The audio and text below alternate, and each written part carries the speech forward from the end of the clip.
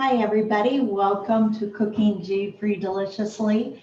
I'm Kimberly, and I'm so happy to have you pop into my kitchen today to join me for this recipe. We're making a winter scallop salad, and this is a perfect recipe for just an intimate evening, or if you're entertaining for a small group of people. But before we get going today, I wanted to thank you for being part of my world and allowing me to be part of your world throughout this past year. Whether you've read my emails and posts on the website, made, liked, or shared my recipes, or hung out with me here on social media, it means the world to me. And I'm very grateful. So thank you very much. Now, on to the simple and delicious recipe for winter scallop salad. I just want to mention before I get started about the Wildtree products in the December Home Cooked Holidays bundle cooking collection, and that we've been using them for the past month all through December here. We've had a s'mores dessert blend. We made some wonderfully decadent s'mores cookies, herbs de Provence blend, which we featured in our pan-seared pork chops. We've got hearty spaghetti sauce blend. I did not do a live presentation using this one. It's really a staple for your kitchen. And as part of the home cooked holiday collection, there are recipes for a meatball skillet and for an easy lasagna where you would use this particular product. Today we're featuring again our cranberry poppy seed dressing, which will dress this winter scallop salad. It is wonderful.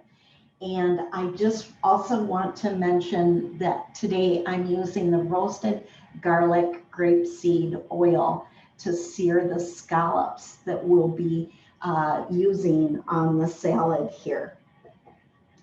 So as we get going, what I'm doing is I'm just getting started on a medium heat with about, I've got 1/2 to 3/4 cup of half pecan halves here, and I've got those going.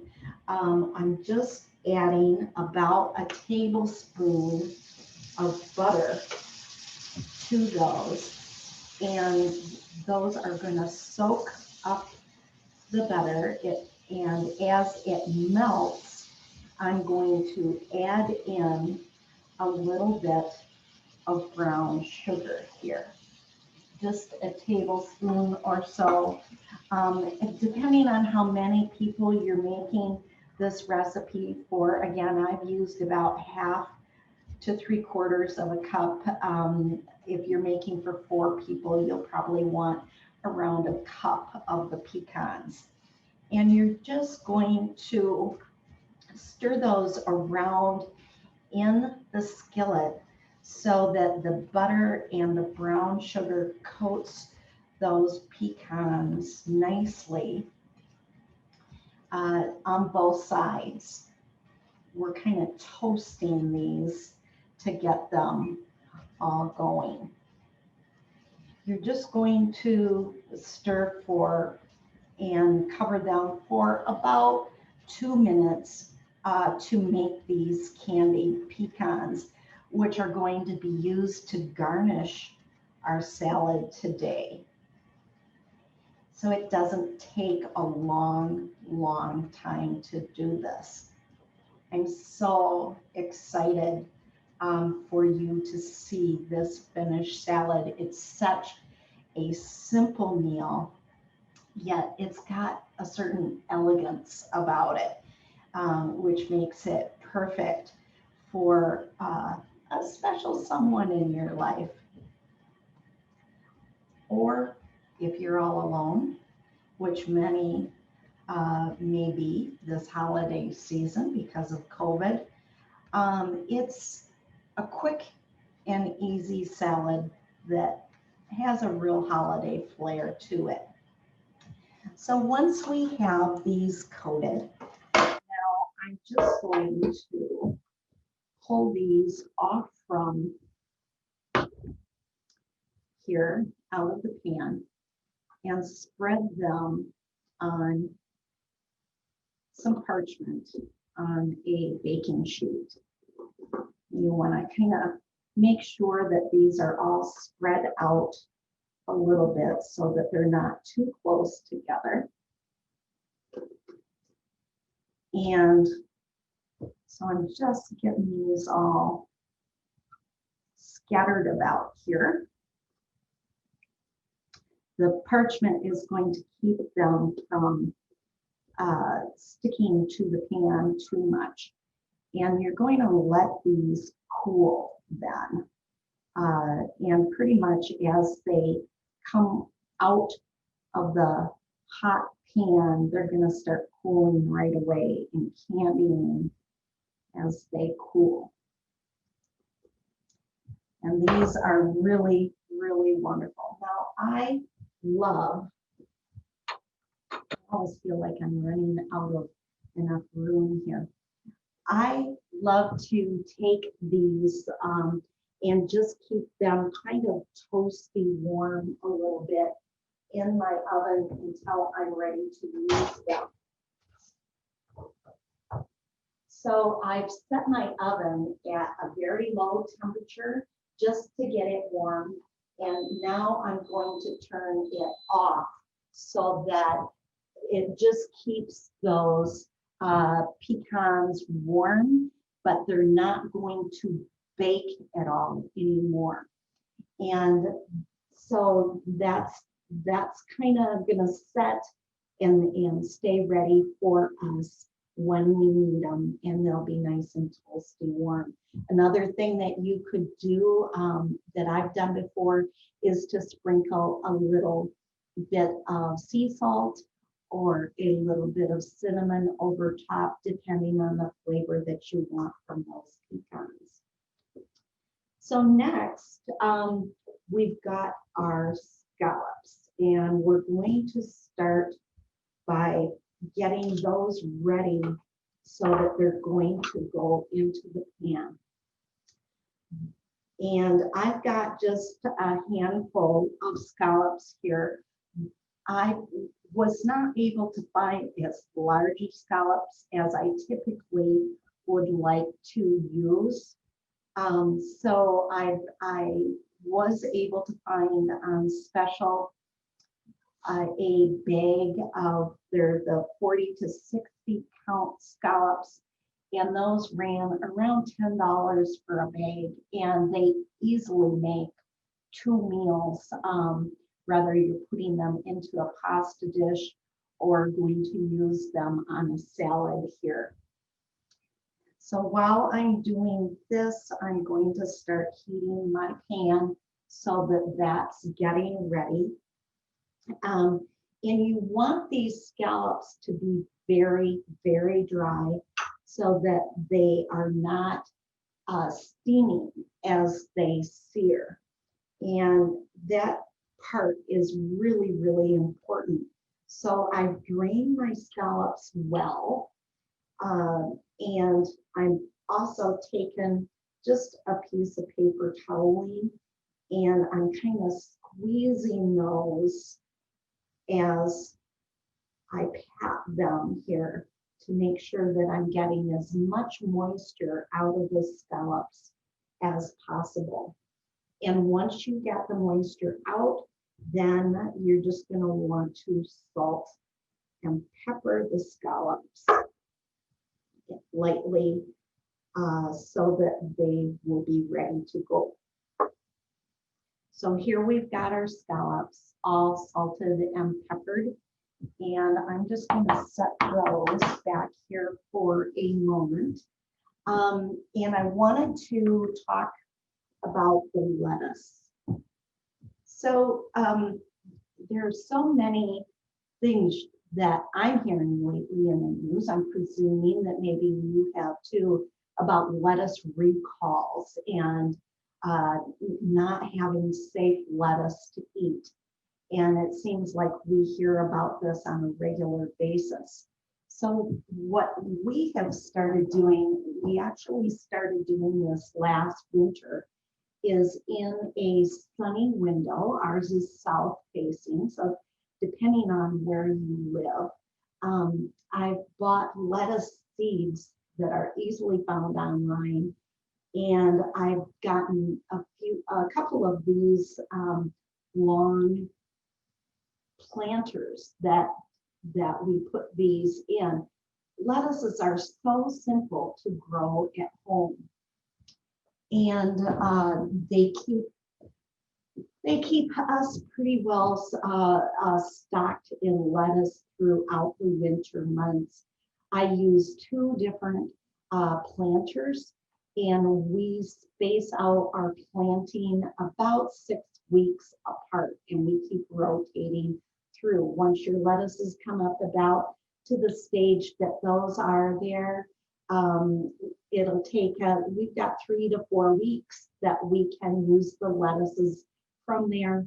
By then, my next planter is almost up, and we start the process all over again. So it works really, really well. It's a good, sustainable way of having organic lettuces in your home. And the price point is so much better than the expensive tubs that you purchase at the grocery store. So my pan is pretty well heated up. I'm just going to go down a little notch here, and I'm adding in my garlic grapeseed oil.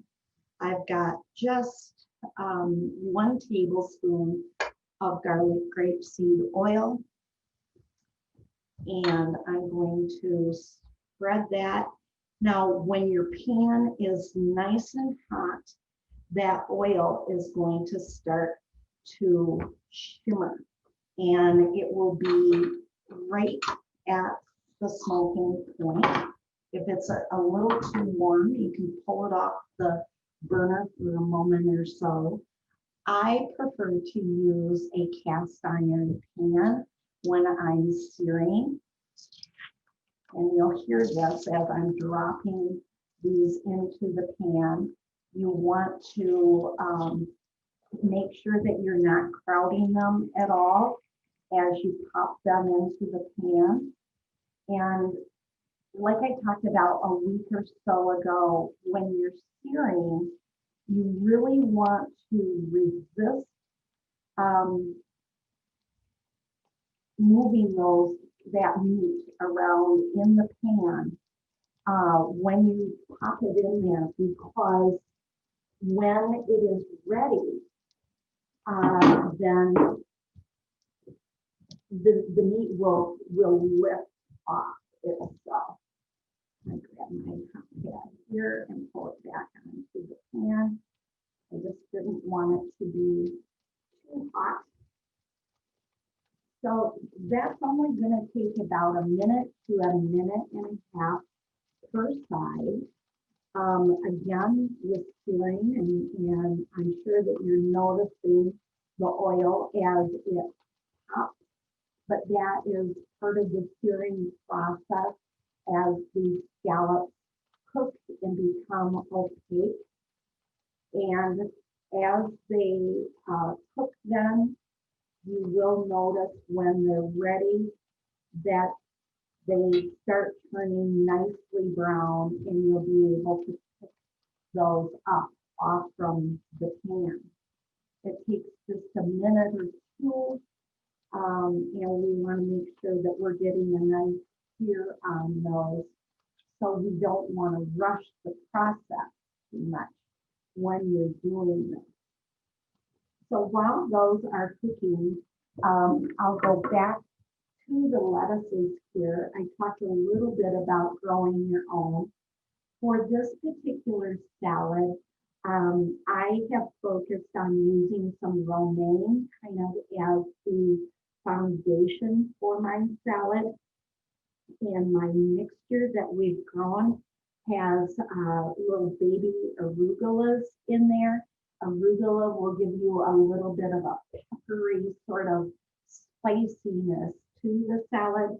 And then I've got just some nice other little leafy greens in the salad. And that's also making it very, very pretty for the foundation for your salad. And you'll see as it all comes together. I'm just going to check these. We're almost there.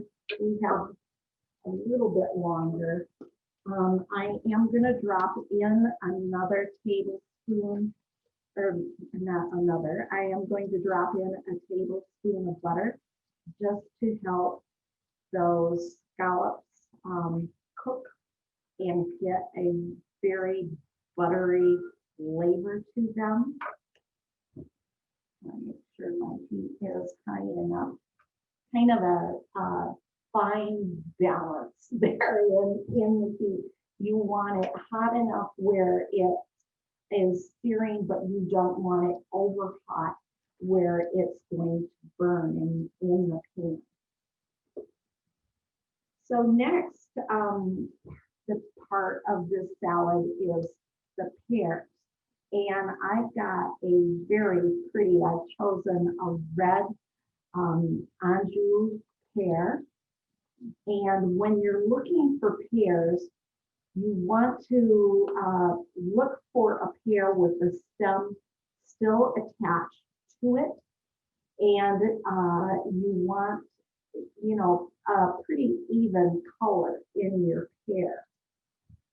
I'm just gonna, I think these are ready now, so I'm going to start flipping those over a little bit to continue cooking as I'm talking. And you'll notice as you're flipping them that they're starting to get brown and seared on the side. I always feel like talking to my food. I'm like, come on, turn over, don't roll around. These scallops are kind of fun because they do turn like little balls in the pan a little bit. I'm just trying to make sure that I'm getting these all turned so that they can evenly cook.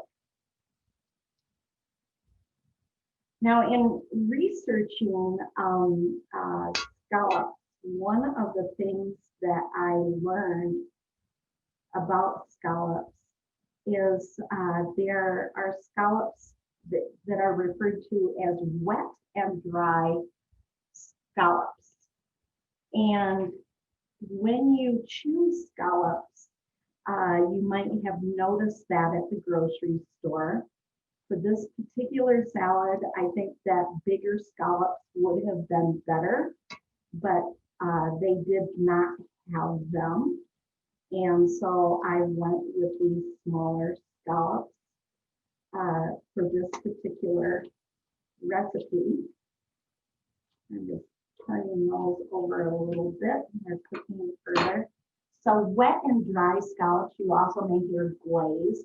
What the difference is that wet scallops or glazed scallops, as you might hear them called, they are harvested by boats that are equipped with trawling nets, these mesh nets, and they go along and they scoop the bottom floor of the ocean to get the scallops. And then the net is raised. And of course, when you do it that way, you get a lot of other ocean things that come up in there. So then they have to cull out what isn't needed, everything but the scallops, and they throw it overboard. A dry scallop, also called a diver scallop, is actually harvested by scuba divers who go along the shallows in the ocean and they gather the scallops. They go into the boat. The scallops are culled immediately and then they're packed dry. And so they're harvested in a more sustainable way. And that's really the difference between those scallops. I just want to make sure that these are getting turned over here again.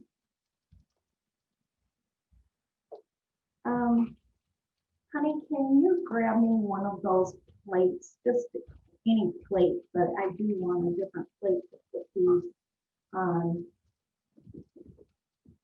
as they come off. So that'll be perfect.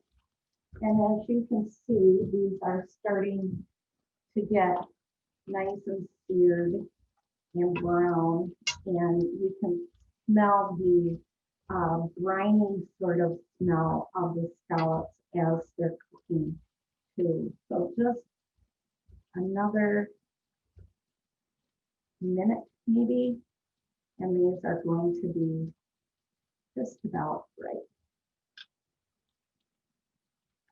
So back to my pear. And I'm going to grab my plate so that I can put the pear onto the plate as I get it done here. So you're just going to want to cut through the center of your pear so that you come up with your half, and then break off that stem. I just pull it so that you get some of the cordiness from the stem out of there. And what has worked for me in the past, let's see if it works for me right now, is I use a melon baller just to kind of go around the center, and it worked perfectly to pull those seeds out of the pear.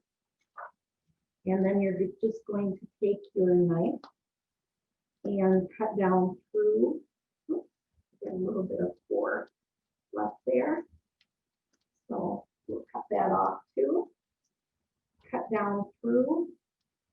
And then we just want to make some nice thin strips of the pear to go onto our salad.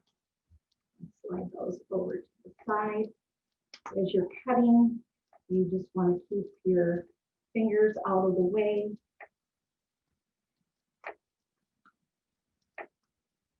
And I want to make sure that I'm getting these off now. Those are nicely done.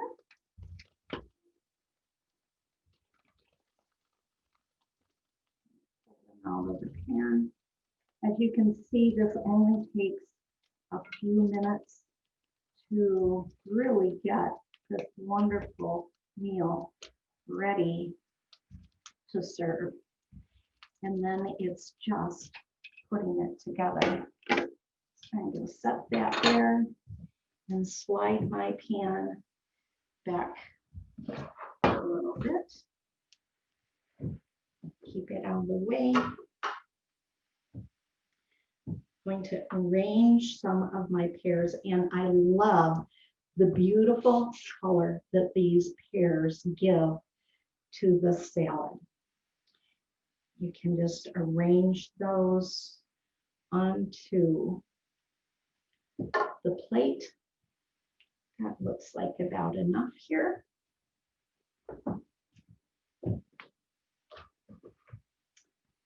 And make a little more room.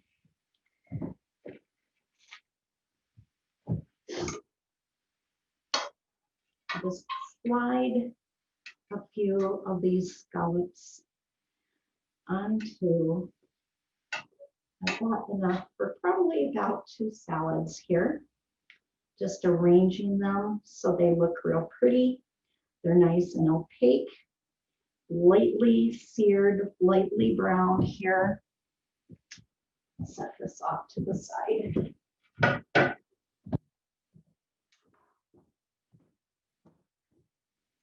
Now, next, I'm going to drizzle a little bit of the cranberry poppy seed dressing over top. Again, I've got enough for about 2 salads. We're in Wisconsin, so of course, I've got to add cheese and just do a little bit over top to add another layer of flavor. And I also love the cranberries just for another little pop of color. You always could use, now I'm using Asiago cheese today. And just so that this is really pretty, I've got my microplane. And besides the slices of the cheese, I've also used a little of that for a little extra pop of flavor. I have a sprinkle of cinnamon to go over the top. And here is that beautiful, beautiful salad. So I'm going to set this over here. And I'm going to move, we're not quite done yet. I'm going to move the pan and get it out of the way. Oops. And we can't forget about our candied pecans. I almost forgot. Getting busy here. So just a few candied pecans to finish this off over top. Oh, it's coming together beautifully. All the smells, the elegance of this salad. Come on, pecan, get up there. There we go. We'll show that to you a little closer here, and then in a minute. But before we go, I just wanted to tell you a little bit about wine. So today, well, I'll back up a little bit. A few years back, my husband, he traveled for his job before he retired, and he was out in California in wine country, the Napa Valley region. And so during his stay out there for 4 years, I got the opportunity to go out and spend a little bit of time with him, traveling to different wineries. And I learned a little bit about wine. I'm no expert for sure, but I did want to talk a little bit about wines. For this particular salad, I would recommend a Chardonnay. Now, Chardonnays, there are many different Chardonnays. They, from what I've learned, and that they really can vary in taste depending on the region where the grapes are grown, who the vintner is, who's making it, and how the wine is being processed. So I've picked out a Kendall Jackson Vintner's Reserve Chardonnay. And it's a very, very nice Chardonnay.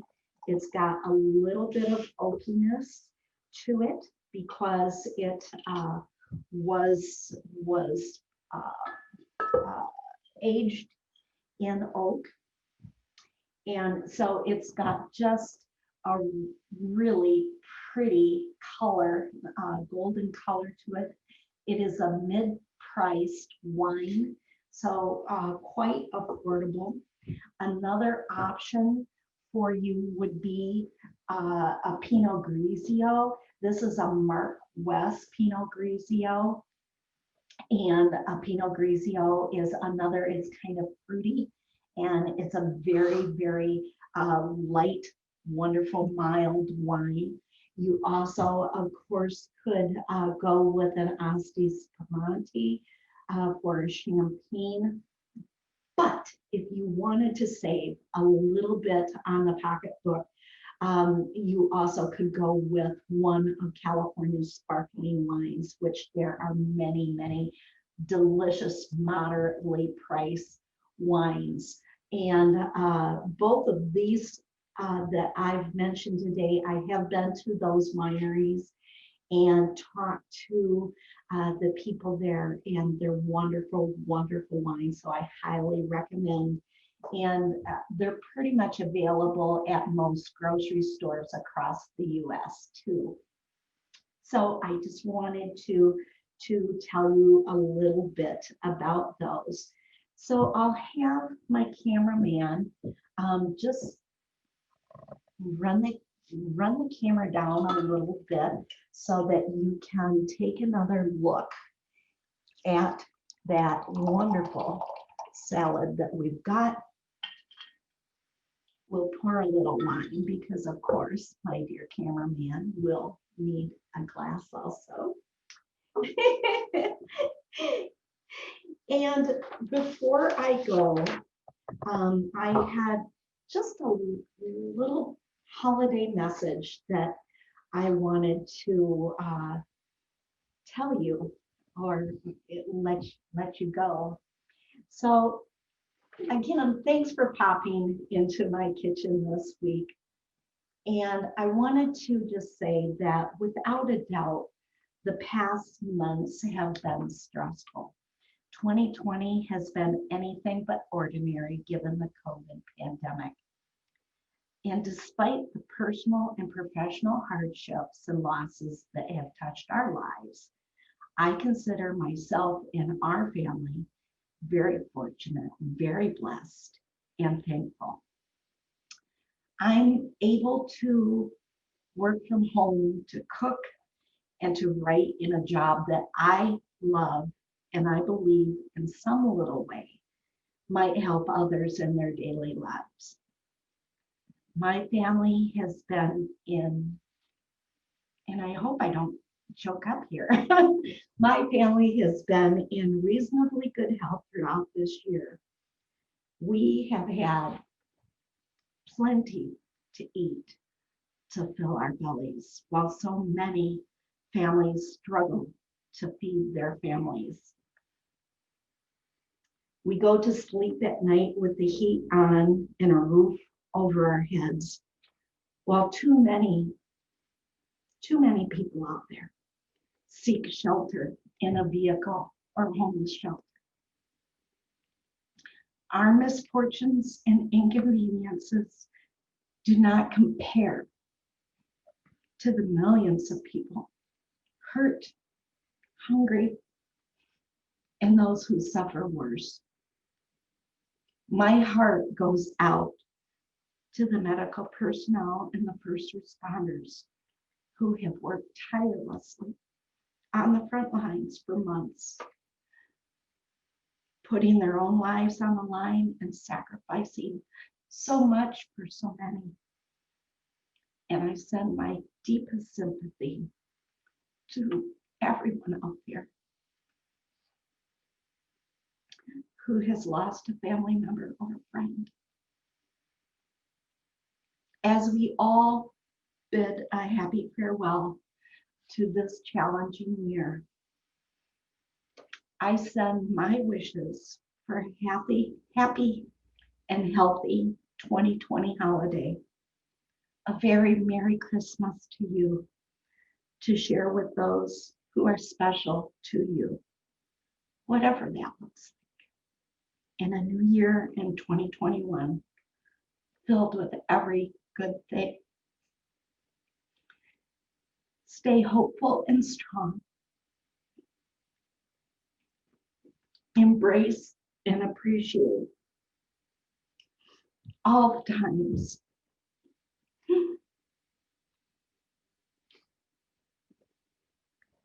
Appreciate all the times you're able to spend with loved ones gathered around your table. I look forward to your visits to my kitchen and my blog in the year ahead.